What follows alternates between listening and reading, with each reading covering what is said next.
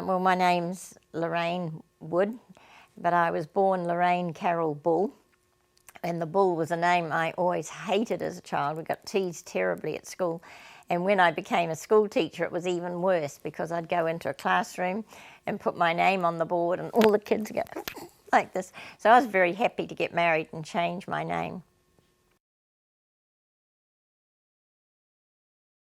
When I looked back over my life, one of the people that probably had a big influence on it was my maternal grandmother. And it quite surprised me when I thought about it, because I never really thought about her having an influence on me, but she used to talk a lot, and she was quite grumpy. She was the oldest of three sisters, and she was fairly naive and unworldly. And I always thought of her as fairly grumpy. She used to call me a cheeky young faggot. Get out of the road, you cheeky young faggot, she used to say. I don't know what a faggot was, but that's what she used to call me. She told me these interesting stories about the family. And I used to hang on every word, and I sort of built a romantic idea up about families through what she said, because she had 5 daughters and 1 son. And the American Marines were in Auckland during the war, and they used to bring them all home, and there was lots of parties. And I think that influenced me later, wanting to have a family and have them all close together so we could all grow up and have these wonderful parties. But one of the things that she told me that always touched my heart was about my Aunt Olive. My grandmother herself was actually a great beauty. There's this photo here of her when she was 16, when she won a beauty contest in Masterton in New Zealand and got a gold watch. And all her daughters were very beautiful women. And her third daughter was Olive, and she was just a little bit older than my mother. And Olive was the great beauty of the family.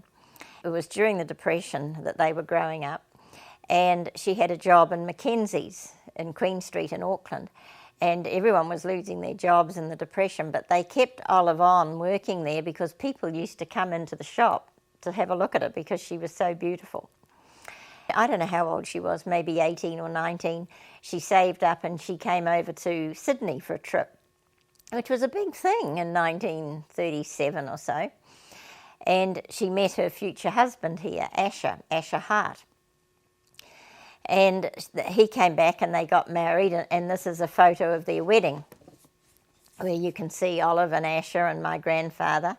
It was a tragic story because she got pregnancy TB, and she died before her first wedding anniversary, and she was actually buried on her wedding anniversary.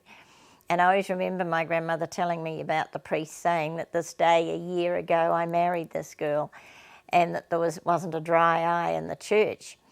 And my grandmother never had much time for my father. She used to put him down, and I don't know why, she didn't like him. But the one thing she ever said is, we would never have got through the funeral if it hadn't been for your father. He had a bottle of whiskey, and he gave us all a drink, I don't know, after the service or something. And she said, I'll never forget him at that. And it always sort of touched my heart in one way, and yet later, with the history of addiction in our family, I look back and think, what a typical conversation, typical thing that, you know, at their worst moment they brought out a bottle of whiskey. And then as I grew up, I used to hear lots of stories about Asher, her husband, because he was an Australian, and he came back to Australia after she died, and the war broke out, and he went off fighting for Australia and was sent up to Burma and worked on the Burma Railway, and he was in a camp throughout all the war, and then came back to Australia, and the family lost touch with him. And somehow he was a romantic figure in my head, and I had photos of him, and I always wanted to see him. And maybe when I was about 27, 28, my husband at the time and I went to Australia, and it was my very first trip overseas, and I was determined to find Asher Hart. And we came to Sydney, and the first thing I do is get out this great yellow pages and start going through it. No, it wasn't the yellow, it was the ordinary book. And I started going through every A heart in the book. I don't know how many I rang, but it must have been 20 or 30. And with one of them, I said, my name's Lorraine. And I said, well, Lorraine Bull, you won't know who I am, but I'm from... And this voice said, I know exactly who you are, Lorraine Bull. Oh, my goodness, it was so... just such an amazing connection, because he hadn't seen me since I was 2. And he said, where are you? And I said, I was staying in the Manhattan Hotel at King's Cross. And he said, I'll come straight in and see you. And he was living at Maroubra. And he came in and we just sat and talked. We talked for hours and hours, and he took us out and showed us all around Sydney. And I always remember one of the first things he said to me was, your mother was one of the most irresponsible people I've ever met in my life. And it helped me so much, because I never really understood my mother and father. And that helped me to see them from another perspective. And he told me about how that Mum and Dad came over and they had these holidays together, and what it was like. My father was an abused and neglected child, and he was illegitimate and was abandoned and had a really tough time. But he grew up to be an amazing man in many ways. He was a New Zealand champion cyclist. He was a champion boxer. He was in the Navy, and they used to bring the Golden Gloves champions out from America, and Dad was never beaten in the heavyweight. And just he met my mother, who was also, very beautiful, fun, and she could sing and dance, and very irresponsible. And really, she should never have married. She should have been on the stage having a wonderful time, because she could take people off, and she was extremely amusing. Just before they got married, Dad was here in Sydney, and he bought a ticket in Tats, and they won. And it was £7,000, which in 1936 was like winning about $7 million today.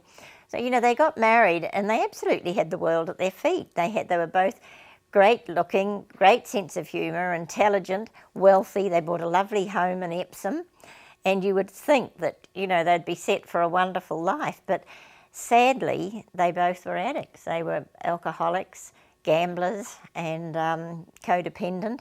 And their life, from that moment, that was their high point. From then, it was just a path that was downward. And Dad really spent his whole life, I don't think, in depression. I don't remember Dad ever really being happy.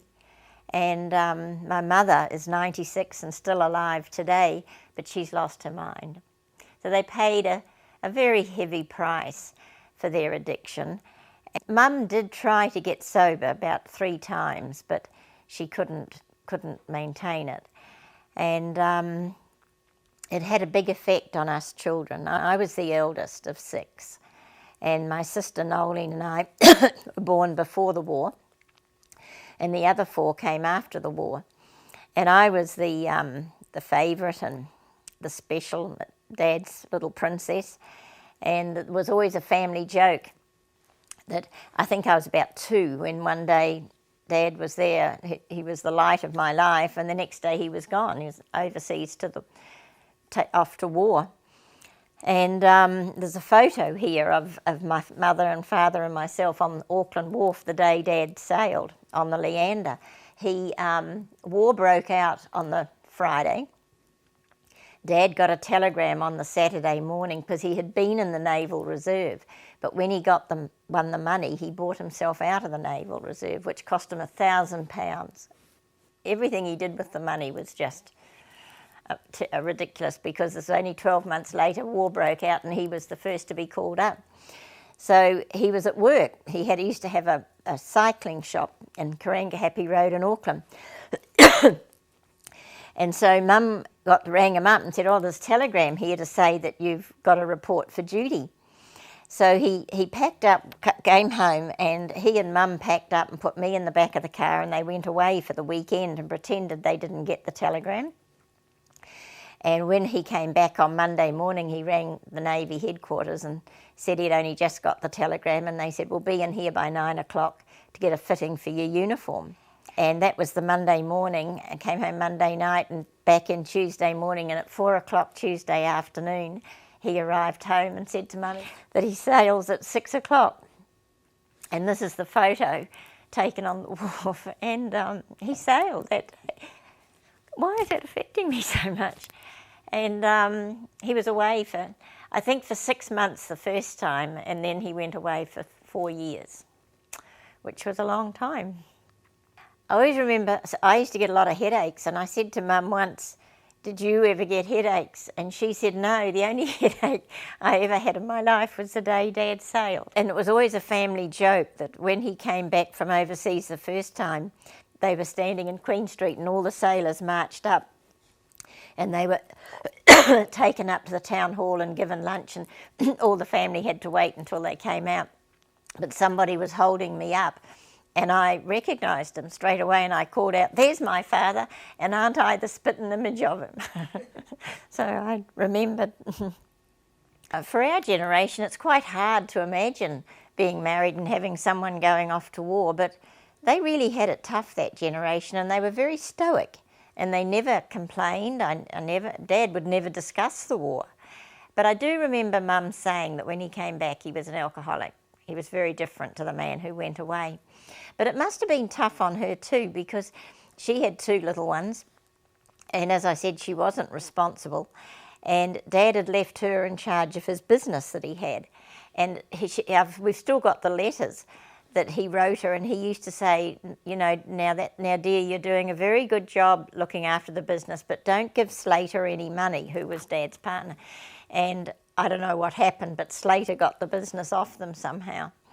I remember Mum telling me how one day she was walking home and there was a sandwich board beside a dairy, and it said, Leander sunk, all on board lost. And my dad was on the Leander.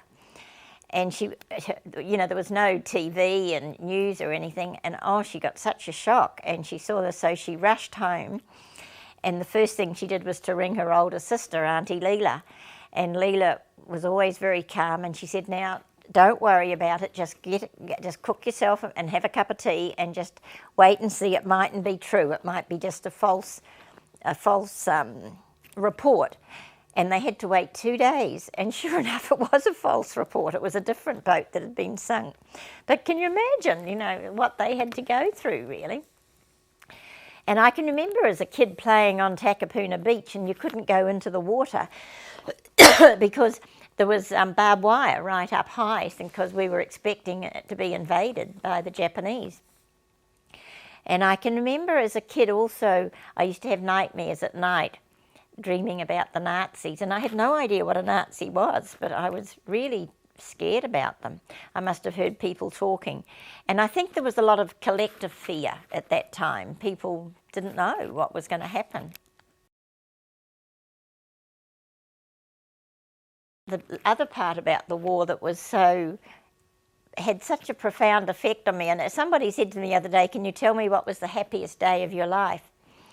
And I've been thinking about it, and one of the days that, I don't know whether it was actually my happiest day, but a day, it was VE Day, Victory in Europe Day, and I'll never forget it as long as I live. I was about 8 years old, and my mother and I were making the bed. We were in Wellington because Dad had returned from the war, and he was in charge of the railway, of all transport in and out of Wellington at the end of the war. And we were making this bed, and all of a sudden, all the sirens started going all over the city, all this noise.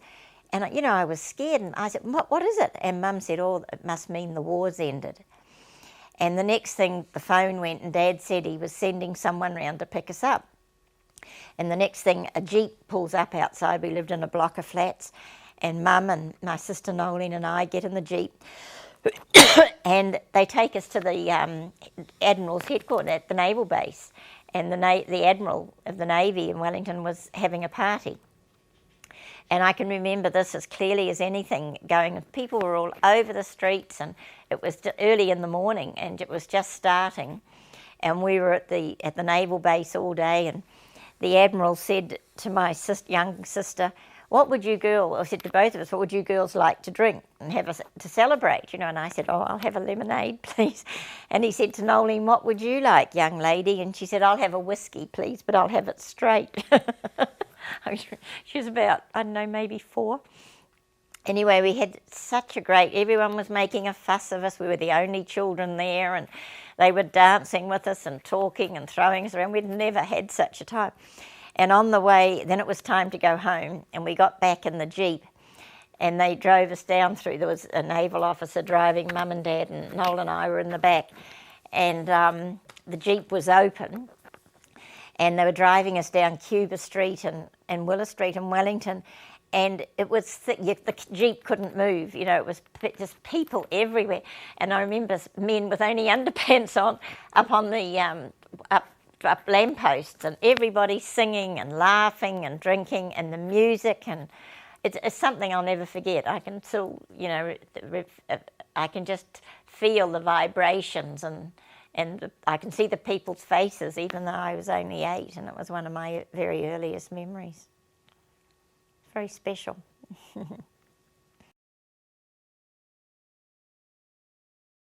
After the war, my dad did what we call a geographical. He didn't want Mum living in Auckland with all the family, and they were both big drinkers, and so they thought if they got away from the family that they would stop drinking, but of course they take their problems with them. And Dad had never been a farmer, and I don't know why he went farming, but that was his dream. So he went to this terrible place, which is the end of the world, called Ekatahuna. In Australia, it'd be like beyond the Black Stump. And it never stops raining, and there was about 700 people living there. And so we lived on a farm, and they were miserable years in Ekatahuna.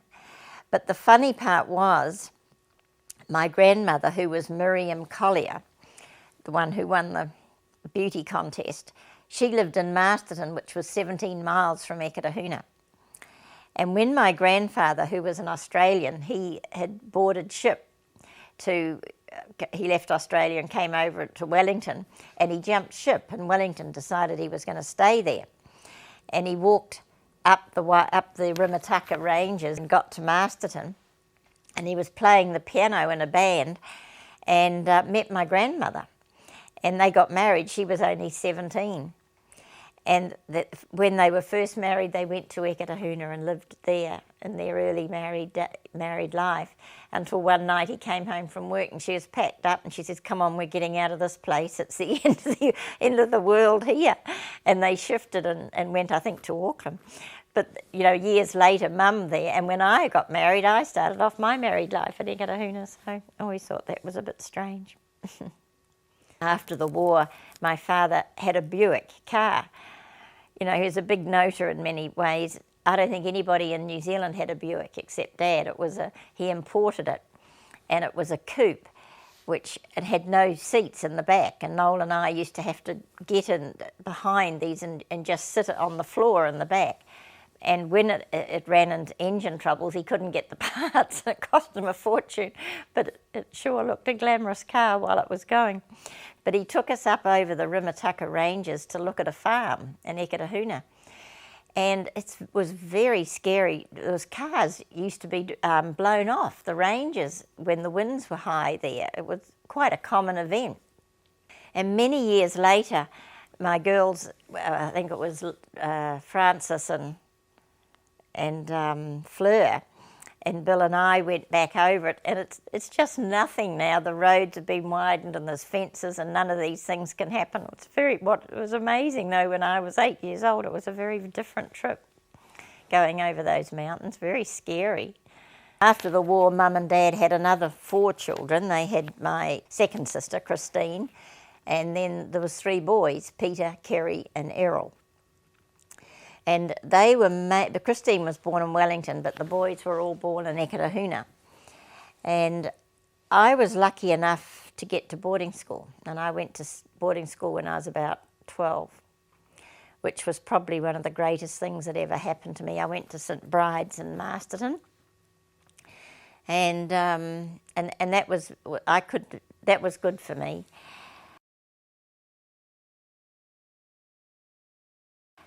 And then when I left school, I worked in Eketahuna for a year as a shorthand typist, but I soon realised that Eketahuna was the back and beyond, and so I applied for training college and went to Wellington Teachers Training College. And that I had 2 of the best years of my life. I flattered with 6 other girls, and I'm still friends. We just celebrated our 75th birthdays about a month ago. And we're all alive and all well and still fight and still good friends. After I left training college, I did my PA year, and that was when I met Arnold, the girl's father.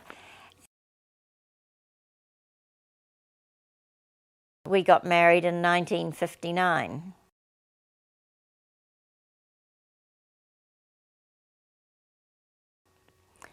And had 4 children, 4 girls in 4 years, and lived on a farm in Eketahuna until, I think the youngest was until Franny was born at 3, and then we moved to the Waikato. It was much warmer up there, and that's where Joanne was born, in Te Aroha.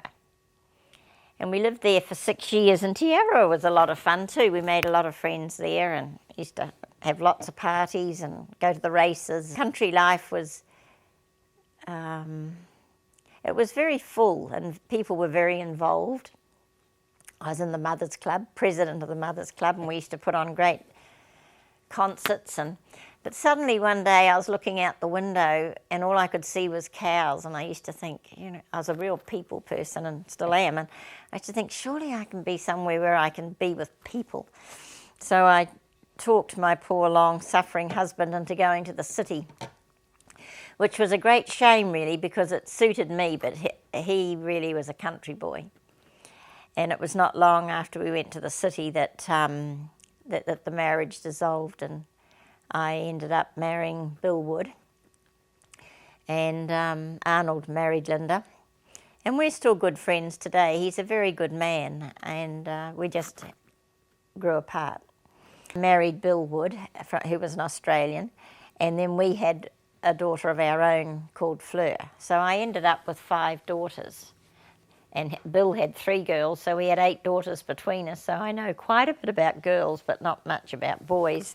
Although fortunately I've got 10 grandchildren, and 4 or 5 of them are boys, so I'm learning a bit about them.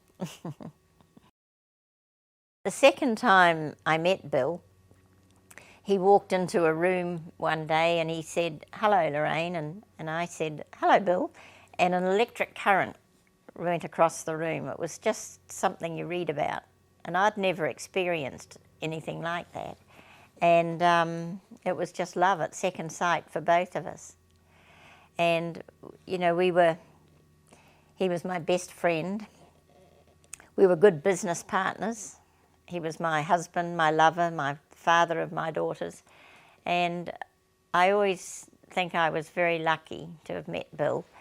And he was too. We complemented each other. And we were married for nearly 30 years. And of course, you have ups and downs, but most of the time we had a very good relationship. And when things got tough, when shifting countries and with 8 children, there were many difficult times. But the tougher things got, the better we got on. We always pulled together. He was a good man, and he had a great sense of humour, which I never really understood. When I met him in New Zealand, I always thought he was different to anybody I'd ever met. I thought he was totally unique. And then when we came to Australia and I realised he was just a typical Aussie ocker, I said to him one day, "You're not different, you're just an Aussie." And he was a bit, not impressed with that. But we lived for 8 years in New Zealand, and the economy wasn't good there, and we kept reading about the wonderful things that were happening over in Australia. And one day he had a real estate magazine, and it said that the average income for New Zealand real estate agents was about $8,000, and in Australia it was 17. And he kept reading this article all night, and the next day he got on a plane and came over to see if it was right. And I remember he rang me and he said, "You better start packing, baby, that's better here than what you can imagine." And within 6 weeks we were packed up, sold our home, and living in Sydney.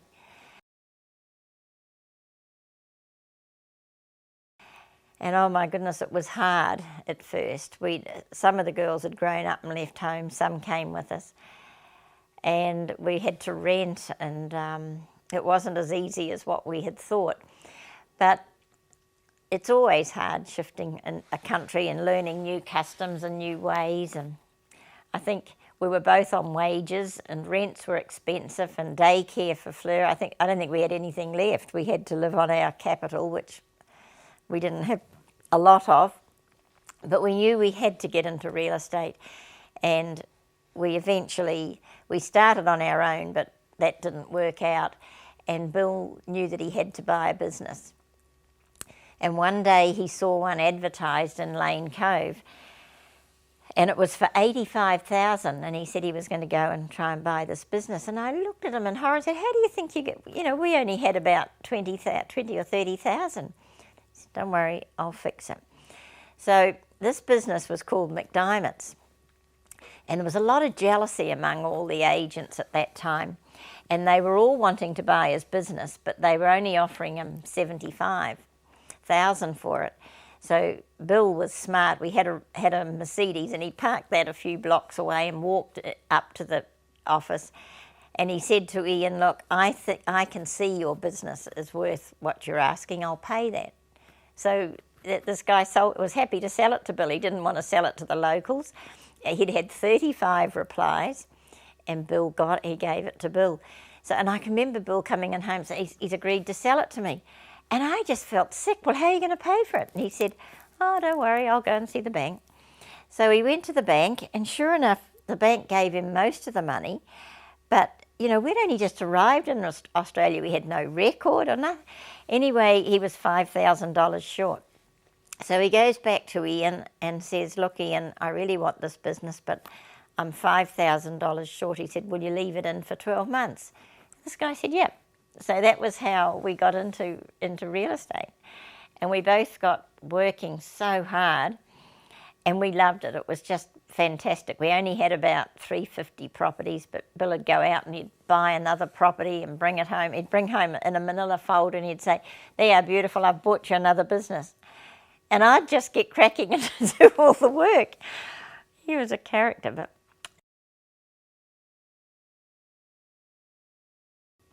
it was on a corner, and it was just a little office, and it was only 4 of us in the beginning. And then there was a garage underneath, so we did that up. Cost us about maybe 10 or 15,000. We were renting the premises so that we could employ a couple of more salesmen. And we'd just bought a house in Lane Cove and spent $50,000 on that. But, we were making quite good money and getting on our feet. I remember at one stage we counted up our assets, and we'd arrived in Sydney with 30,000, and we were worth 300,000. And I remember we were both feeling that we'd done really well in a matter of just a few years. But he used to sit on this corner and he'd look at Blunt's across the road, which was a big 3-story building, and they were the original real estate company in Lane Cove. They'd been going for maybe 45 years. And he used to say, I'm going to buy that business one day. And I'd say, oh, that'd be so stupid, how are you possibly going to buy that? You just wait. He said, I'll buy it one day. And Rob Blunt was the son of the owner. The owner had retired. And Rob was an artist. He wasn't a real estate person. And you could see he didn't like the business because he used to shut himself up in there. And they were never open in the weekends. And we used to go over and pick people off their windows and sell them. Anyway, every time Bill saw Rob walking up the street, he'd go over and catch him and have a chat with Rob. And one day he says, Rob, if you ever decide to sell your business, will you give me the first option to buy it? And Rob was very shocked because you could see he'd never thought of selling it. And he said, certainly, Bill, if you do the same for me. And Bill said, Rob, if I ever decide to sell you, the first I'll call. And Bill told me this, and I just thought, what an idiot. Would you believe it, within a week, Bill gets a call from Rob, could you come over? Oh my God, I felt sick. I could see this big building. How are we going to get the money?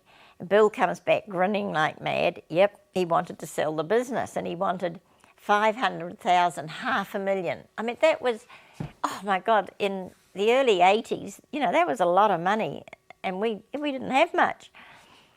And so we just spent $50,000 on our house, and we'd borrowed that. So Bill was very excited, but when he woke up the next morning, I don't know whether it had hit him or whether he was acting, I'll never know. But he went back, had told Rob the day before, yep, he'll buy it. And then he went back in the morning and he said to him, look, Rob, I've thought it over and there's no way I can raise $500,000. And so he said, I'll have to let it go. And he came back, but he didn't seem too upset. And as I think about it, I think it was all part of his plan, because Rob wanted to sell this business and it wasn't doing that great. And I don't think he wanted to hawk it round. So Bill just left it with him. And about a week later, Rob came back, asked Bill to come over again. And he said, Bill, I'll leave the money in. How much can you put in? And Bill said, $25,000. And he said, all right, you give me the $25,000. And he said, I'll leave the money in for a year and then you can repay me. Bill shook his hand and said, deal done. And that's how we bought that building, on $25,000 deposit. And it had two little shops at the bottom, and I remember thinking, oh, thank God they're there, at least there'll be some income coming in. And we shifted across with our two salesmen. And from the day we got there, we were open 7 days, and there was so much enthusiasm. And Bill was a great real estate man. And we just kept doubling our staff. And in the end, we had to get the tenants out of the shop so that we had more room, and he'd kept buying properties, and we ended up with nearly 1,000 properties we were managing. We had a team of 25, and we won every advertising award. We had in the Sydney Morning Herald, and you know, Lee was working with us at the time, one of our daughters, and she was a top real estate agent for auctioneers out of 100 offices, because we were part of the professionals group. So it was a very exciting time. Over a 400% return on a Yellow Pages investment. Recently, we got $1 million waterfront property to sell thanks to our Yellow Pages ad. We took over Lane Cove at Blunsted. Bill was the first to start auctioning. I feel good, I feel great, I feel terrific because I'm a professional. I remember how it started. We went to a seminar at Armidale University on real estate. I talked Bill into going to it because we were getting bigger, and I realised that we needed to become more professional. So we went up to this week-long residential course at Armidale University. And there was a guy there from Tony, someone from Melbourne, and he was talking auctions. Auctions was all they did in Melbourne, and we didn't have many auctions in Sydney. So we stopped in a motel on the way home and we wrote up our business plan. I'm sure it was a very crude business plan, but it worked, and auctions was one of them. The first thing Bill did was to go to Melbourne and work out how they did their auctions, and he came back and he started them, and that just was how we started making a fortune with our auctions. We took over Lane Cove and the whole area. And some Saturdays we used to have 20 auctions, and Bill did them himself, and Lee used to help him. We worked long hours, but it was really exciting and very encouraging, and we had a great team, and Bill and I were a great team together.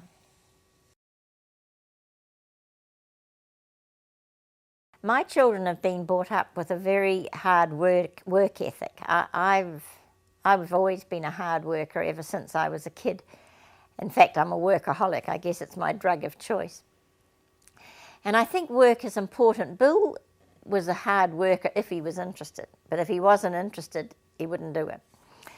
So working is important, but I think it's more important to find what your passion is, what you really love.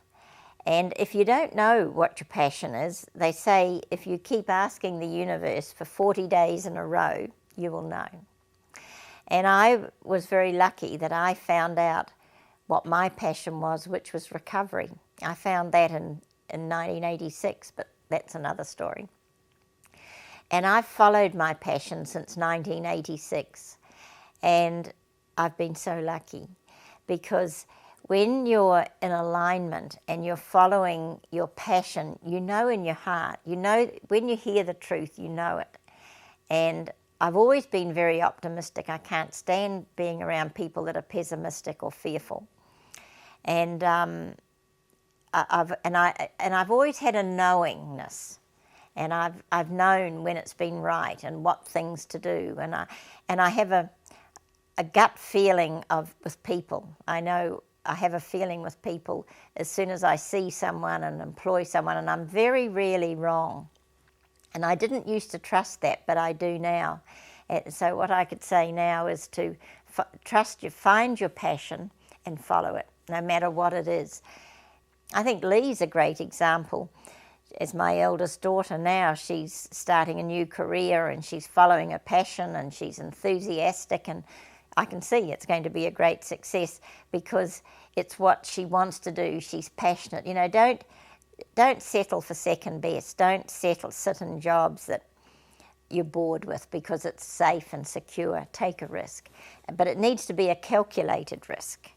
And then put your heart and soul into it. And if you're in alignment and you're doing things that help people or that are for the better good of people, things work out. It always works out. It certainly has for me. Life isn't perfect. I lost Bill in the year 2000, and I've been widowed now for 13 years. But you do come through grief. The pain goes. It took a long time, 2-3 years. And this has been a great growth period for me. And in some ways, Bill's death was a gift, because within the relationship, I could never really be equal. Women of my generation, we were automatically one down. And being on my own, I've had to grow and make decisions. And I'm a very different person who was married to Bill. And I'm independent and I've done well. My daughters are very different to the young girl that I was. They expect equality. I don't know that you ever can get equality in a marriage, because I think men and women are different, and we come together as the different sides of a coin. And I think women always have to do more around the house. You know, and I've had this argument with my daughters many times they expect 50-50, and I think they're whipping a dead horse, because I don't think you can ever get men to do that. Men are different. And I think it's the sooner we learn to accept that, the better. And I think women do work harder. We have to run a house, we have the babies, and most of us want a career. But how you do, one thing with Bill, he never really cared how much help I got, which was a big help. You know, if you have a housekeeper and you have a secretary, as you get on, it's about self-care. And you can do these things, but you must have the help and the support.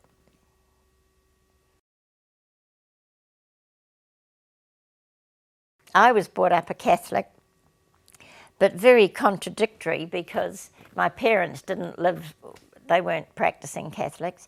And then I went to a convent, and I was filled with fear, and it was a God of vengeance, and I was always scared I was going to die in mortal sin because I hadn't been to confession, or I'd eaten meat on Fridays. And so it was a religion that didn't give me any comfort or support. And when I was at 1986, I must have been in my late 40s, I can't remember, but I came across 12-step programs, and today I call myself a recovering Catholic.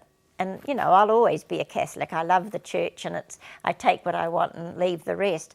But there's a difference between religion and spirituality. Religion, like the Catholic Church, where there's a hierarchy and they tell you how to pray and how to live your life, it's man-made. To me, spirituality is about a direct connection between yourself and some power that's greater than you. I choose to call it God. I have no idea who God is, and I don't even care very much. But all I know is that there's some power that's greater than me. And when I ask for help that is for the good of my soul, I get it. Miracles happen, all sorts of things. And it's the most important thing in my life by far. And I live my life by these spiritual principles. You know, there's a saying in AA that if you can't get on your knees to pray, throw something under the bed and bend down. And, you know, I couldn't get on my knees for many years. I didn't think I ever needed to, but today I do. And most nights and most mornings I get on my knees and pray before I get into bed, and I pray to the God of my understanding.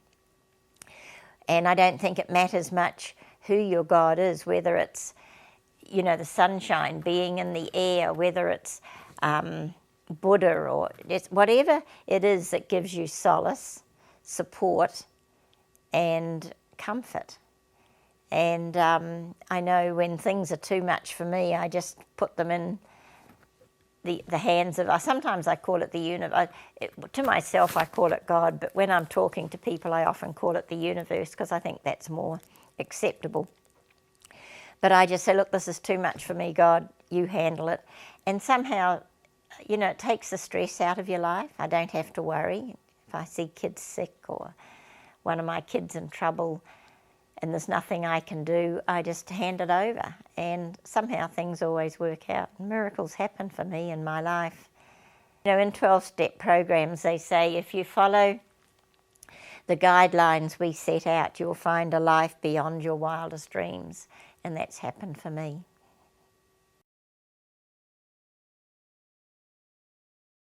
One of my sisters, Nolene, looked up our family history on my father's side and came across the most amazing letter, beautifully written by Mary Ann. And she came out from England in the early 1800s, and she had 10 children, can you believe? And why they came out was because it was very cold and some of the children had bronchitis, and they weren't doing well in England, and there was the talk of the Edward Gibbon Wakefield scheme in New Zealand, and if they came out they were promised some land. So they made this huge trip out, took months, and they arrived on the west coast of New Zealand, which is as rough as all hell. And this lady was Mary Ann, and they arrived on the beach, and the Maoris came to welcome them.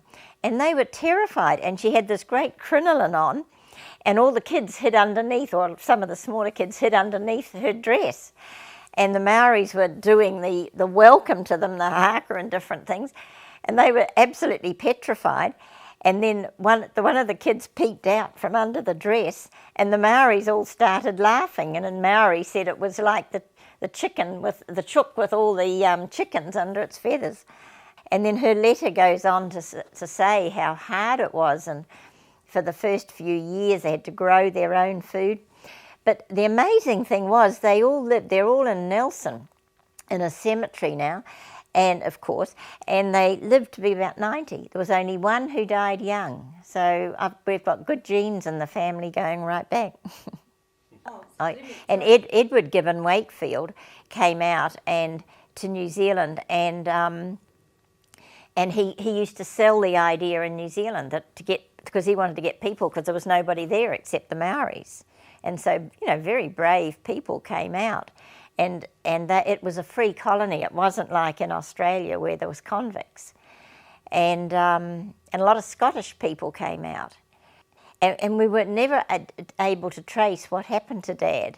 And we do know that his father was drowned in Napier 3 weeks before the wedding, so he was illegitimate. And his mother must have put him in a home or something. And for the first 2 years of his life, nobody knows what happened. But when he was 2, he went to live with this Uncle Toby. Must have been a foster parent or something. And he used to beat him. And he wasn't allowed to have his meals with the family. He used to have it standing up in the scullery. And he learnt to steal. And Dad always didn't tell me till he was 80 and dying that he could steal anything. He used to get down there and steal fruit, and I suppose that's how he kept himself alive. And when he was about 8, he ran away and bestowed aboard a ship in Napier. And I always believe angels come in all shapes and sizes. And before the ship sailed, this angel, the sailor, came and discovered Dad. And he said to him, you know, what are you doing stowing aboard here? And Dad said, Uncle Toby beats me. So this sailor took Dad back to Uncle Toby, and he said, every time I'm in port, my mates and I are going to come round, and if this kid's got any marks on him, we'll break your legs. So apparently the beating stopped. But not long after that, Dad came home from school one day, and there was a lady standing in the middle of the room, and she came up and kissed him on the cheek, and she said, I'm your mother. And he didn't even know he had a mother. And it was the first time he'd ever been kissed, and he hated it. And that set the pattern for our family. There was never any touch or kissing or hugging. And when Dad met my mother, he took her home to meet his mother. And when she left, Mum turned to Nana Bull and gave her a hug. And between the back door, the front door and the gate, Dad said to Mum, we don't do that in our family. So Mum shut down, and there was, you know, it's so sad because we grew up with a family there where there was very little touch, or it was a cold looking good family. And I never really learnt to be more warm and affectionate until I met Bill. Bill was very warm and loving, and but even today I don't find it easy to be affectionate. Fortunately, my children are much more so.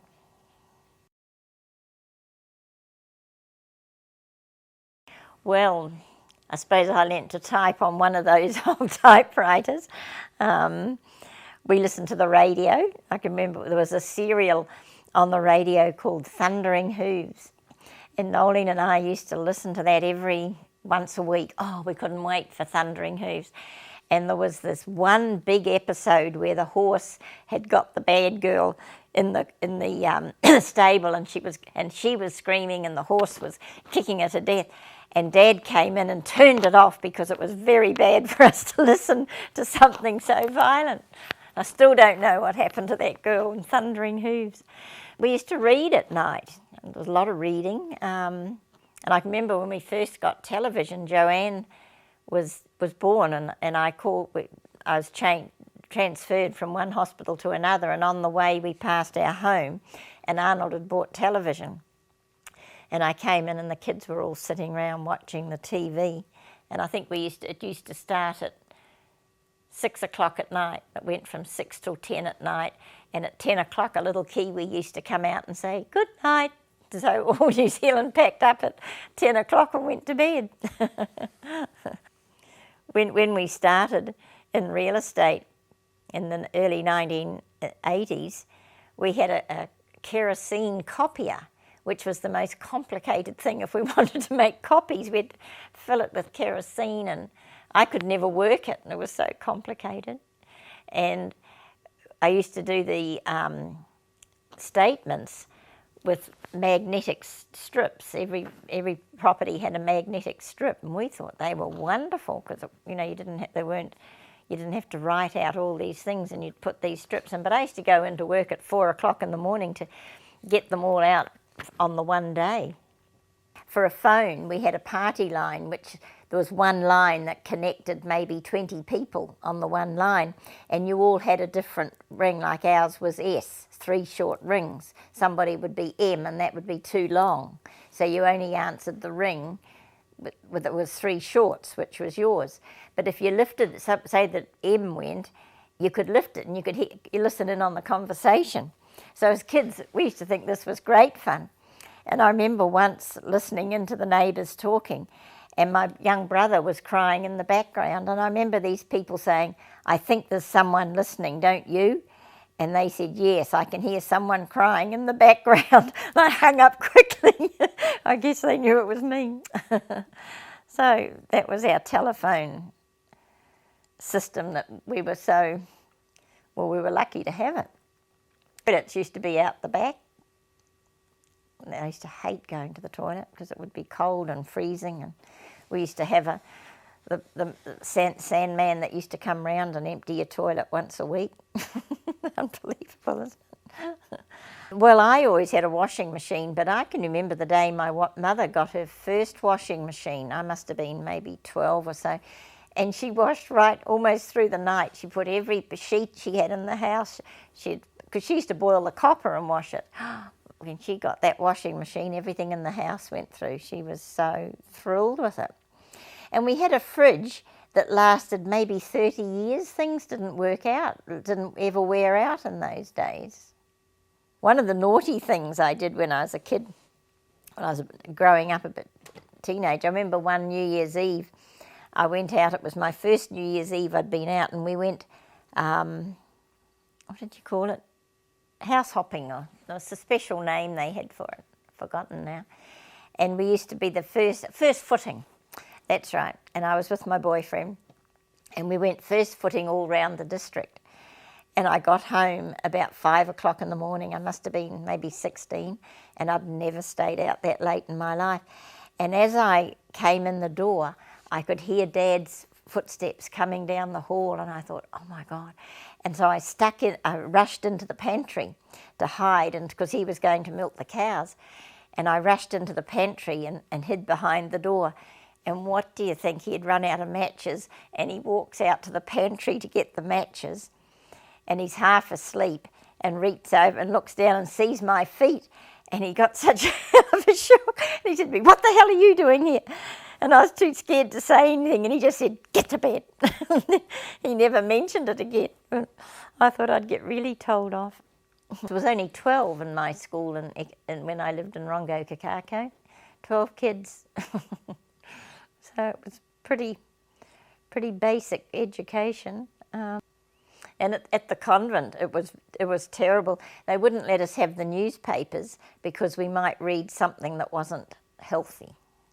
So we were very poorly educated, really, in those days. In my day, if somebody went on a trip overseas, everybody would talk about it. It was so unusual. And people saved their money and they went for one trip. It was when you retired, and that was the thing you did. You went on your one trip, you went away for 3 months, and that was it. Whereas I was lucky enough, Arnold had taken insurance out for £300, and it became valid when he was 35. So he didn't know what to do with it, so I helped him come up with a good idea to go to Sydney, and that was our first trip. It cost us £66, which was, about $120. It was in about 1966 or something, and that was very hard to get money to take overseas, and we used to go to the post office, and we got all our friends going and getting us 50 cents. That's 5 shilling postal notes, and we went off with a big pile of 5 shilling postal notes. That's how we got money to go overseas in those days. Travel was unheard of, and you never thought you'd be travelling every day. Never in my wildest dreams did I think we'd travel like we are now. Never. When Mum and Dad won the money, and my grandfather being Australian, she shouted all the family a trip to Australia, and that was. No, but nobody had done that. It was something my mother had travelled to Australia, but nobody else's parents had. It was very unusual. It's funny, there's often secrets in families. And when families have secrets, it's often about death, about sex, or about money. And we had a secret in our family that Mum and Dad had won that huge prize, and nobody ever discussed it.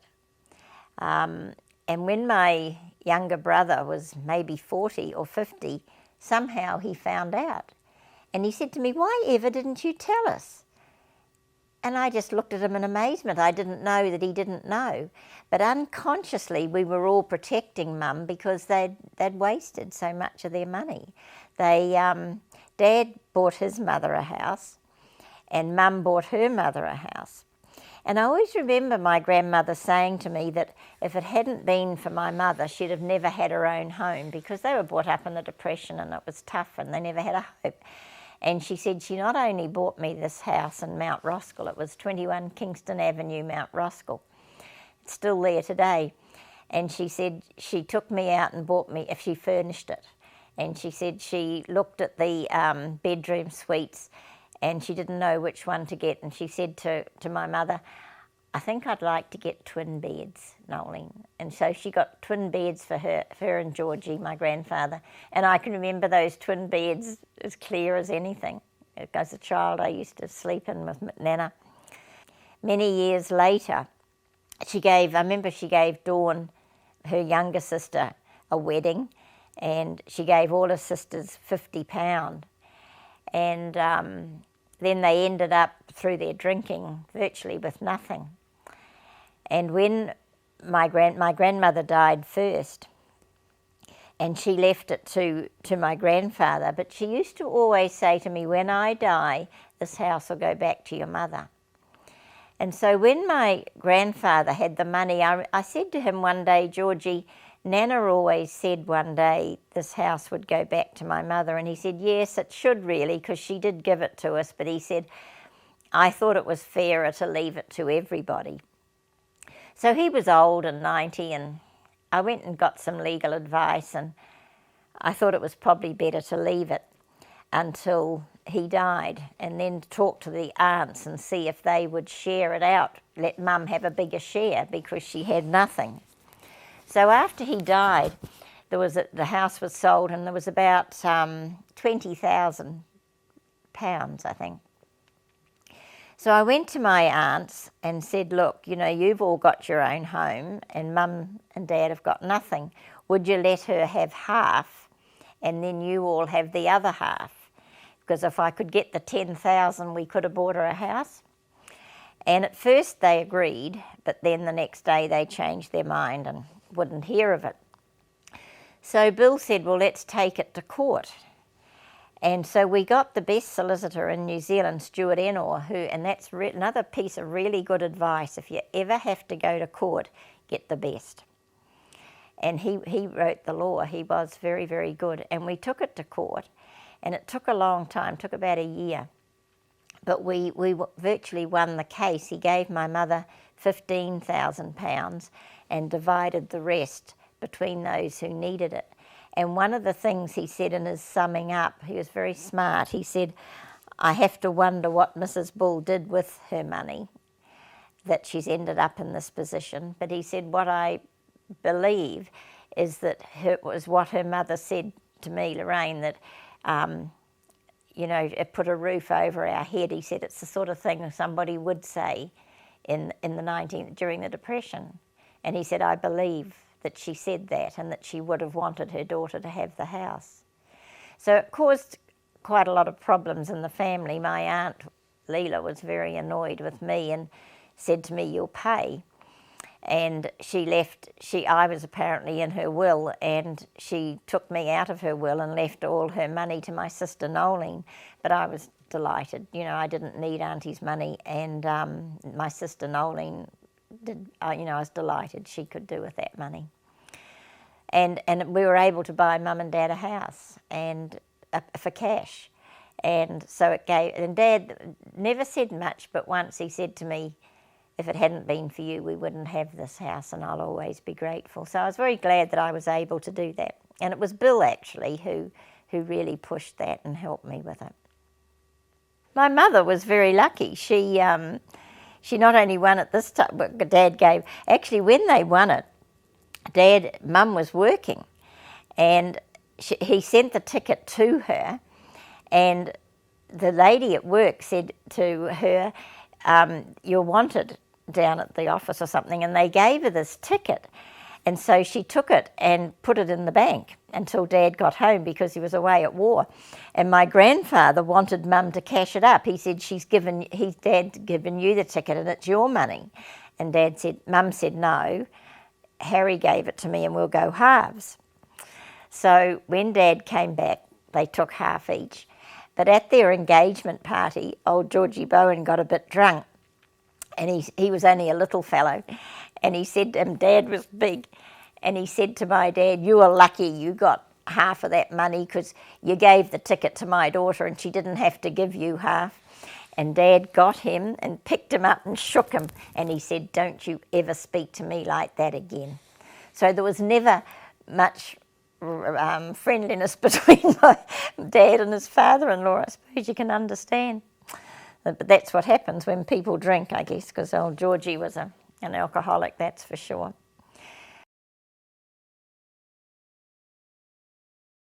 There's many things in my life that I'm grateful for. I'm grateful that my parents were alcoholics. That's the thing I'm most grateful for, because it took me on a journey into recovery, which is the most important thing in my life, but that's another story. So I'm grateful for that. I'm grateful to my first husband, Arnold, who never ever has said a bad word about me to my children, and I never have about him. He's been a great ex-husband. I'm grateful to my grandparents. I think they were amazing people. You know, my grandmother lived with an alcoholic. She died young. I don't know how they survived living with addiction all their lives, but somehow they did. They were very stoic. They never complained. I'm very grateful to my Auntie Leela, my mother's oldest sister, who used to have my sister and I for Christmas holidays for 6 weeks and gave us a great love of the beach. And I think it helped keep us alive because we were in a pretty unhappy household. And I love the beach to this day. She didn't have children and she poured a lot of love onto us. I had a surrogate mother and father, Hazel and Ivan, who were my mother's cousins. And they never had children, and they were wonderful to me. They took a great interest in my children, and we had lots of fun together, and they left me some money, which was of great help. My children have been my teachers. This is very true. Your children, you learn so much from your children. And my kids have certainly done a good job teaching me. And I started off wanting to have what my grandmother had said as this wonderful, happy family. And I always had this vision that they would all adore me, they would be close, we'd grow up together and everything would be wonderful. And it didn't turn out like that when they were first growing up. But now it is, as they're all middle-aged women, they're very supportive, very loving, and I feel I now have the family that, in a different way, that I really always wanted. I feel very loved by my children, and I know I can turn to all of them in different ways and at different times, and for different needs. And I'm very proud of my children. I'm not proud of what they do, because I feel that they've all achieved in various fields in various ways, but I don't think that's because of me that they've done it. That's their talent. What I'm so proud of is that every one of my children are good women. They've all got big hearts. They're very generous. They take care of other people, and they're just good people. And that's what I'm proud of. I think I can say today that I'm a good mother, and I've got the data to prove it, because every one of my children are very good women.